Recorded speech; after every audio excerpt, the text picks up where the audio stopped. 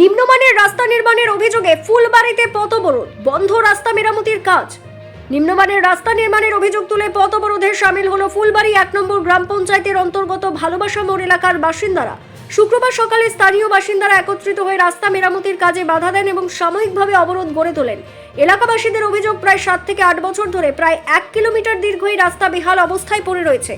রাস্তার বিভিন্ন জায়গায় বড় বড় গর্ত তৈরি হয়েছে, যার ফলে নিত্যদিন যাতায়াতে চরম সমস্যার সম্মুখীন হতে হচ্ছে সাধারণ মানুষকে।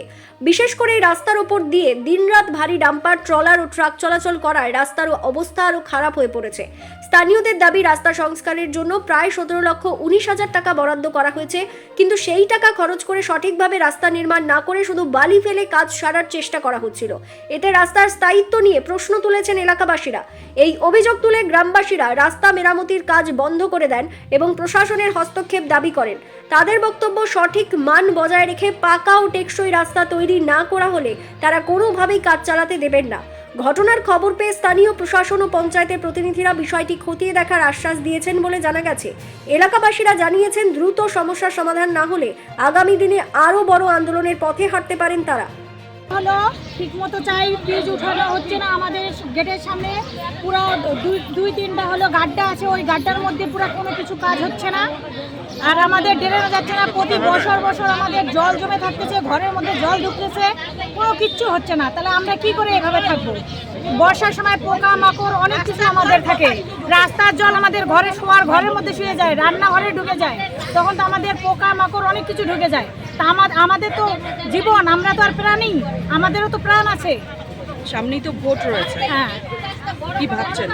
এখন সামনে তো ভোট হচ্ছে, তো আমরা এখন কি ভাববো? যে আমাদের হলো রাস্তা ভালো মতো চাই, ভোটের আগে আমাদের রাস্তা চাই, আমাদের ড্রেন চাই, আমাদের সব কিছু চাই। কেউ আগে আসবে না। রাস্তার কাজ খুব নিম্নমানের কাজ হচ্ছে, যার জন্য আমরা রাস্তা অবরোধ করেছি। ওই যেখানে পাথর দিতে লাগে সেখানে বালি দিয়ে ভরে দিয়েছে, বালি উঠে পালাচ্ছে, এভাবে ওরা কাজ করে যাবে। আর এটা 5.5 মিটার রোড ছিল, আমাদের 5.5 মিটার রোড লাগবে। এটা রোড যে ছোট না, এটা নিম্নমানের রাস্তা, এখনও তো রাস্তার কাজ চালু হয় না। এখানে যেটা গর্ত আছে না, এটা রিপেয়ারিং কাজ আসছে, তো এই রিপেয়ারিং কাজে যেগুলো গর্ত আছে সেটাকে মেটেরিয়াল দেওয়া হচ্ছে, আর যেটা ভালো আছে সেটাকে ওই যেটা শিডিউলে আছে সেটা কন্ট্রাক্টর কাজ করবে। কিন্তু শিডিউলটা কী আছে সেটা কন্ট্রাক্টর যে আছে, কন্ট্রাক্টরের কাছে না শুনলে আমরা বলতে পারবো না।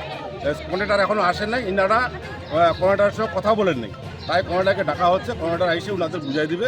এই রাস্তাটা আমাদের প্রত্যেকের অসুবিধা হয়, বড় বড় গাড়ি চলে, রাস্তা ভেঙে যায়, ধুলোবালি, আমাদের প্রত্যেকের অসুবিধা হয়। পাবলিক জানতে চেয়েছে রাস্তা কাজটা কেমন হবে।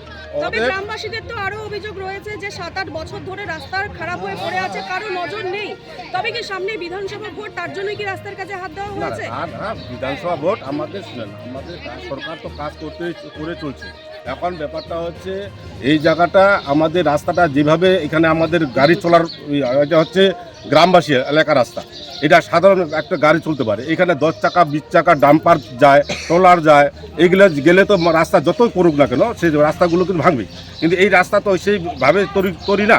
কিন্তু আজকে যেটা হচ্ছে, এটা রিপেয়ারিংয়ের কাজ হচ্ছে, এর পরবর্তীতে সেটা আবার দুই পাশের ড্রেন, এইগুলো আমরা রাস্তা ভালো করার জন্য আমরা সেটা দাবি রাখছি। অবশ্যই হবে, কিন্তু আপাতত মানুষ চলাচল করতে পারছে না। সামনে বর্ষা, প্রচুর জল জমে যায়, মানুষের বাচ্চা কাচ্চারা যে আছে স্কুলে যেতে পারছে না, প্রত্যেকের অসুবিধা হয়।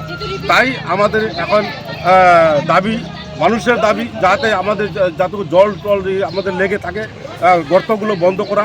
সেই আমাদের এখন এই মুহূর্তে আমাদের যে ফান্ডটা হয়েছে সেই ফান্ডে আমাদের রিপেয়ারিংয়ের কাজ দেওয়া হয়েছে। সেই রিপেয়ারিংয়ের কাজে আজকে কন্ট্রাক্টর, তবে এই রিপেয়ারিংয়ের কাজে এই রাস্তা দিয়ে আপনি নিজেই বলছেন এত ভারী গাড়ি চলাচল করে, তাহলে এই রিপেয়ারিং করে তো 2 মাসে আবার ভেঙে যাবে। হ্যাঁ, সেটাই আমাদের প্রত্যেকে, এটাই আমাদের এখন প্রত্যেকে, আমাদের প্রশাসনিকও আমরা বলছি, প্রশাসনিকও আমাদের জানাচ্ছি, এবং প্রত্যেকে আমাদের দায়িত্ব থাকবে যাতে বড় বড় গাড়িগুলো আমরা এই রাস্তা দিয়ে আমরা চলতে না দিই, এবং আমরা সতর্ক থাকি। আমাদের ছোট ছোট যেগুলো আছে না চললে না হয়, সেই রাস্তায় ওগুলো গাড়ি চললে আমাদের রাস্তা আপাতত যেটা আছে আপাতত চলবে। মুখ্যমন্ত্রী নির্দেশ দিয়েছিলেন যে গ্রামের রাস্তা দিয়ে নাকি ডাম্পার চলবে না, তাহলে এই রাস্তা দিয়ে এত ডাম্পার চলছে, কিন্তু শুনুন, চলছে, কিন্তু এখানে আমাদের অনেক বাধা করা সত্ত্বেও এখন রাত বেরাত তো মানুষকে পাওয়া যাবে না।